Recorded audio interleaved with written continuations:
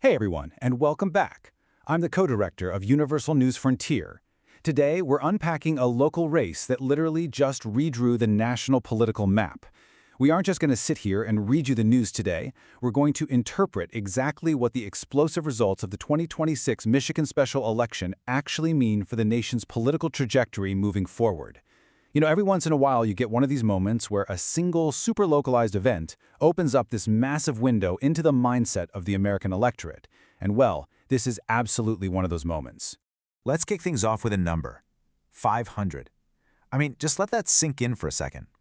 That is the sheer jaw-dropping amount of time that a district of 270,000 American citizens went completely without a representative in their state senate. For over a year and a half, we're talking massive economic shifts, high-stakes legislative battles, major policy changes, and this entire community just didn't have a voice in the room. The buildup of frustration over that gap in representation, it was totally palpable. As one analyst perfectly captured the raw energy of this moment, quote, 500 days of silence. One Michigan district went over a year without a voice in the Senate, and the explosive 2026 special election result just sent a shockwave through the entire national political landscape. That energy, that long silence, finally broke, and the way it broke caught almost everybody completely off guard. Part 1. The bigger picture. The Democratic firewall. Okay, let's dive right into this. Now, you might be asking yourself, why does a single state Senate seat in a Midwest microcosm matter so much to the rest of the country? To really get that, we have to look at the playing field itself. The 35th district spans Saginaw, Bay, and Midland counties. It's widely considered a mini Midwest because it is this deeply purple industrial bellwether. You have this fascinating intersection where heavily unionized manufacturing workers live right alongside major corporate influences and rural agricultural communities. When you want to know what messages are actually landing with working-class and independent voters across the entire country, you look right here. It's the ultimate real-world testing ground. And here's the immediate structural impact of all this. Democrat Chedrick Greene's victory in this special election officially restores an outright 20-18 Democratic majority in the Michigan Senate. And guys, that is a massive deal. It basically creates a crucial, impenetrable legislative firewall for Governor Gretchen Whitmer to defend her agenda against the Republican-controlled House. Without this seat, that agenda remains highly vulnerable. With it, the entire political math changes overnight. Part 2. What's surprising? The stalled bills. Now, what's really interesting about this next part is the hidden layer of this election that almost all the national headlines completely missed. So right now, there's a batch of 9 stalled bills from 2024 that the Republican House Speaker refused to transmit to the governor, which sparked an ongoing Supreme Court battle. Just to give you an idea, these include measures to undo limits on public employer health insurance coverage. They aim to strengthen hospital financial assistance and build robust protections against predatory medical debt. And they seek to heavily expand worker protections and collective bargaining rights. So this special election victory doesn't just change a seat count on a board somewhere, it suddenly unblocks the legislative pathway for these highly contested pro-labor and healthcare bills that have literally been locked in legal limbo. Part 3. Money, Messaging, and Trump. How it happened. Let's transition into uncovering the strategic machinery underneath all those vote counts. So how exactly did one party pull this off in such a deeply divided district? Well, we're looking at 2 incredibly contrasting candidates, each perfectly reflecting the different sides of this community.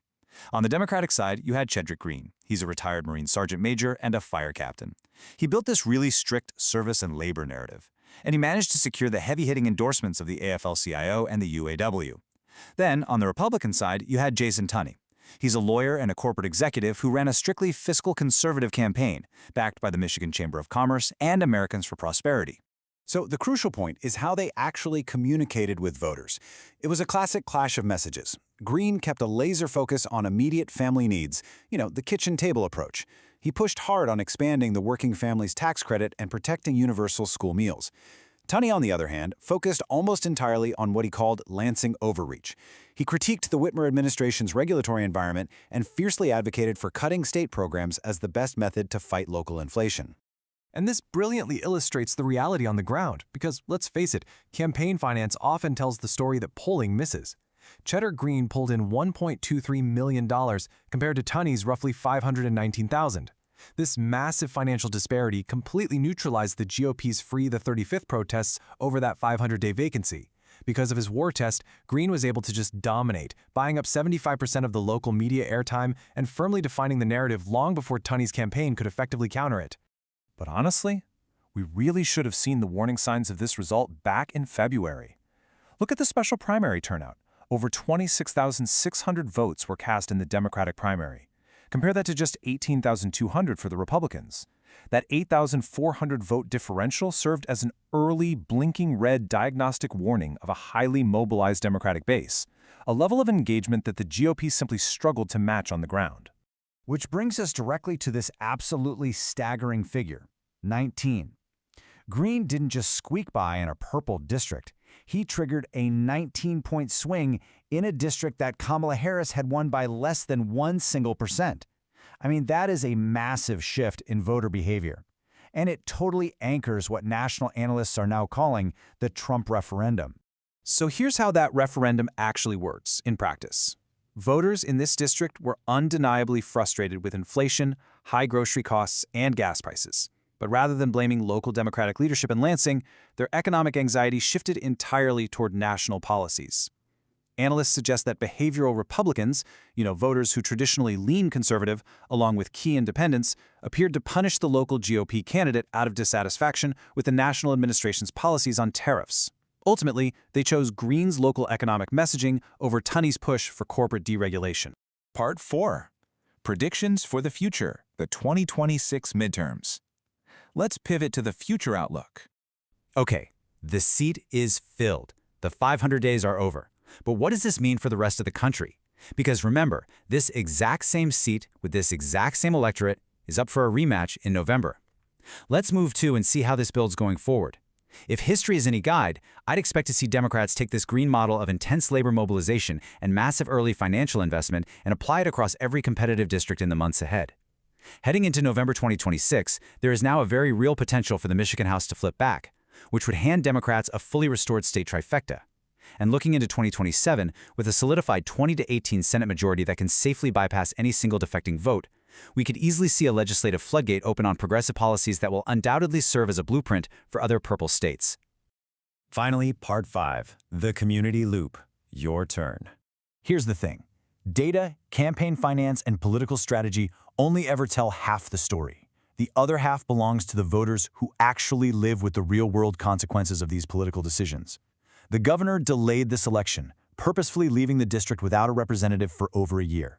So I have to ask you, was this a genius political move to secure a crucial majority, or a fundamental betrayal of 270,000 citizens who lost their voice in government? I really want to know what you think. Drop your thoughts and your predictions for the November rematch in the comments below. Thanks so much for joining me today, and I'll catch you in the next Explainer.